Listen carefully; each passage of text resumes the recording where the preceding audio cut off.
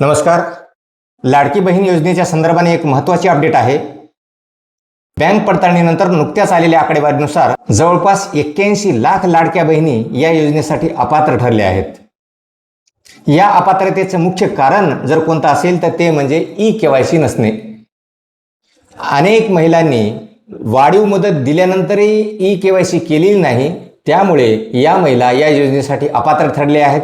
त्याचबरोबर काही महिलांच्या घरी चारचाकी गाडीची नोंद झाल्याचे दिसून येत आहे, म्हणून देखील काही महिला अपात्र ठरत आहेत.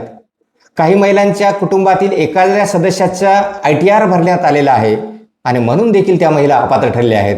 तसेच काही महिलांच्या बँक खात्याशी आधार लिंक नसल्यामुळे देखील काही महिला अपात्र ठरल्या आहेत. त्याचबरोबर आधारवरील नाव वेगळे, बँक पासबुकवर वेगळे आणि अर्जावरच्या नोंदी वेगळ्या, या तिन्हीवर तफावत आढळून येत असल्यामुळे देखील काही महिला अपात्र ठरल्या आहेत.